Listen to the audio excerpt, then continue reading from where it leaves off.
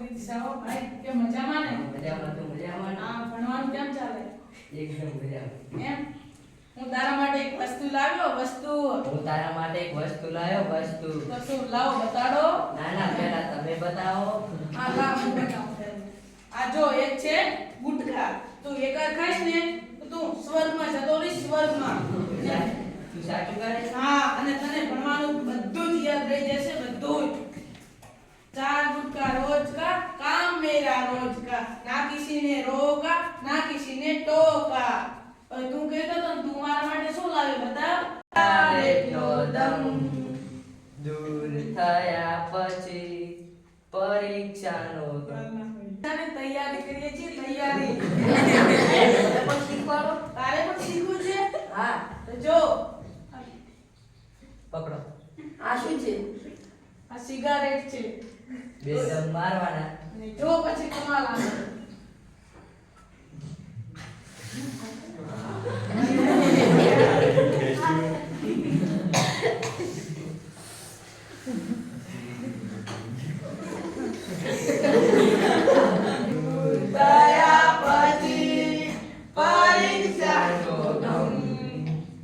હા.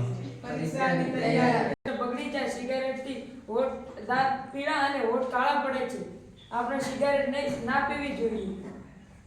હા, સોરી. અમે આજથી કરીશું વ્યસન નહીં કરીએ અને કોઈ કરતું છે એને પણ અમે રોકીશું.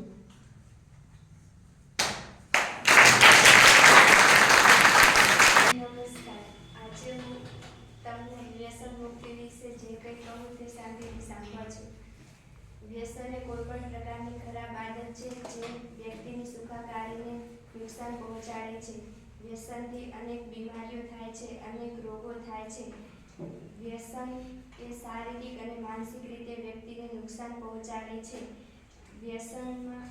વ્યસનની પ્રવૃત્તિઓ જેવી કે ડ્રગ્સ જેવી વસ્તુ. આજે હું તમને વ્યસન મુક્તિ વિશે જણાવીશ. વ્યસન વિશે આપણે બધા જાણીએ છીએ. સામાન્ય રીતે આપણે બધાને માનવું એવું છે કે વ્યસન એટલે સિગારેટ, ડ્રગ્સ, અમલ જેવી વસ્તુઓનું સેવન કરવું. હા, એ તો વ્યસન છે જ, પણ તેના સિવાય વધુ પડતો મોબાઈલ જોવો, ચા પીવી કે કોઈ પણ નુકસાન થાય છે. આપણને ઘણી રોગો અને તકલીફો થાય છે. મારા ઘરમાં પણ આજુબાજુ બધા વ્યસનો જ કરે છે, જ્યાંથી આપણને પણ વ્યસનની લત લાગી શકે છે. તે માટે આપણે વ્યસન ના કરવું જોઈએ. ગામમાં વ્યસનની ગાડીઓને આવતી રોકવી જોઈએ. કરવું જોઈએ નહીં અને કોઈ વ્યસન કરતું હોય તો તેને રોકવું જોઈએ. અમારે અમુક માર્ગમાં છે કેવી રીતે વાત કરવી, કેવી રીતે વાહન ચલાવવું કાંઈ, અને ઘરે તો દરરોજ માર ખાતા હોય છે. સમાચાર અવારનવાર મળતા જ હોય છે.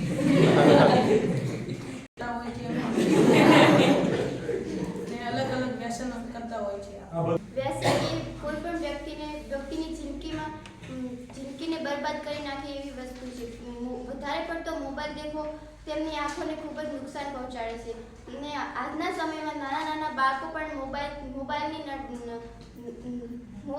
ખૂબ જ જોતા હોય છે, જેથી તેમની આંખોને ખૂબ જ નુકસાન થાય છે.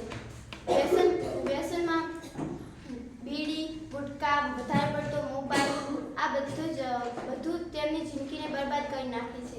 નશો એ નાશનું મૂળ છે. કેન્સર થઈ શકે છે. જે દારૂ પીતો હોય તેની પરિસ્થિતિ ખૂબ ખરાબ હોય છે, અને જો આપણે તેની સંગાત રહીએ તો આપણને પણ લત લાગી શકે છે.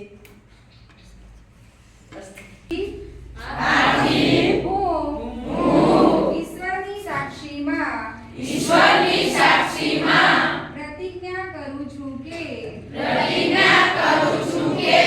તમાકુ તથા તમાકુમાંથી બનતી બધી જ વસ્તુઓ અફીણ, ગાંજો,